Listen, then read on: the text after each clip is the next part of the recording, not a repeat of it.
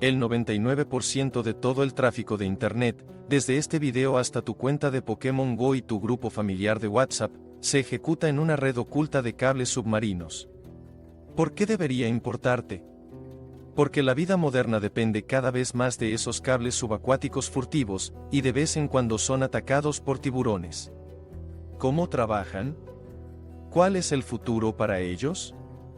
Únase a nosotros hoy mientras nos sumergimos en las profundidades y preguntamos cómo viaja Internet a través de los océanos.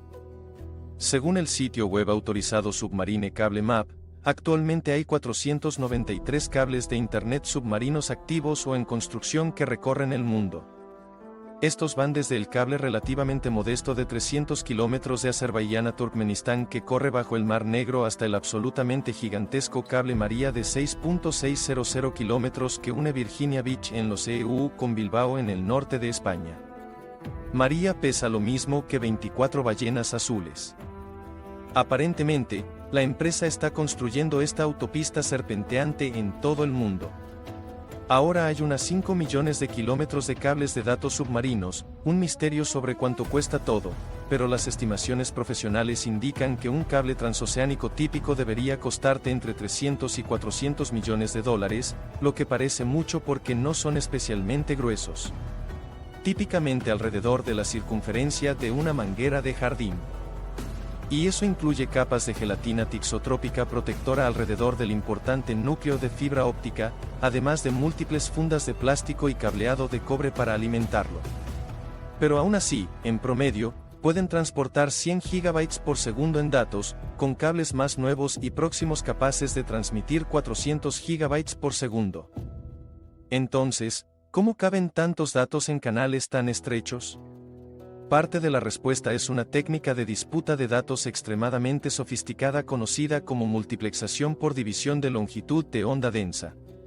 En pocas palabras, la multiplexación por división de longitud de onda densa permite a los proveedores de datos utilizar más de una longitud de onda de luz para transmitir información por fibra óptica. En cambio, se emplean varias longitudes de onda simultáneamente y se apilan, creando velocidades de datos asombrosas. Esto sucede en sitios de aterrizaje similares a centros de datos en cualquier extremo del cable. ¿Son los cables simples cables largos? No exactamente. Aproximadamente cada 70 a 100 kilómetros a lo largo del lecho marino, los cables están salpicados con los llamados repetidores.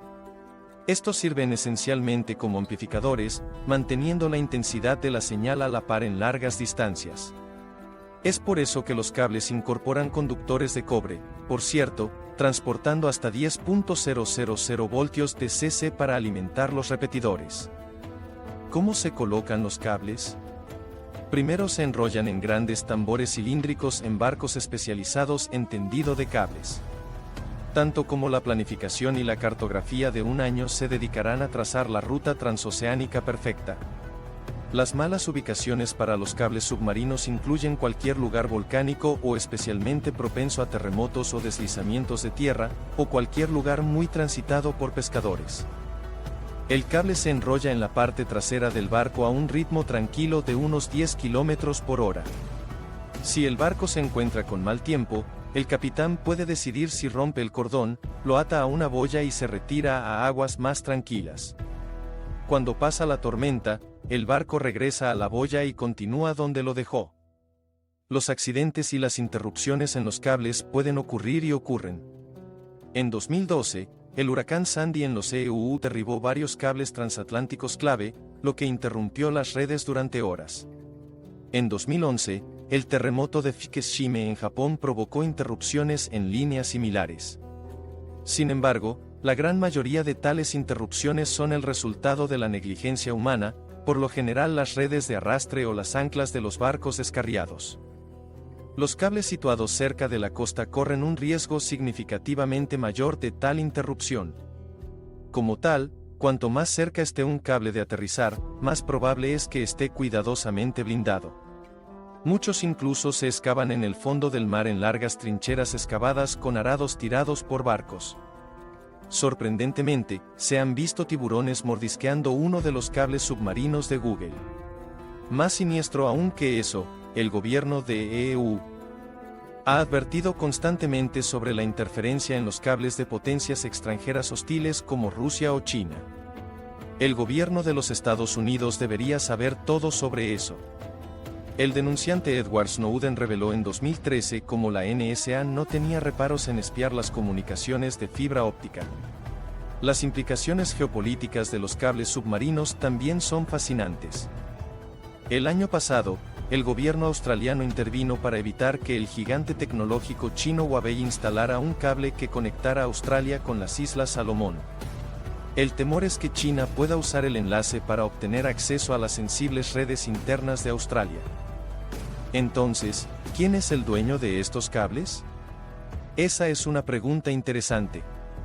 Es un negocio costoso, por lo que, históricamente, las naciones o los proveedores de telecomunicaciones casi nacionales han pagado la factura.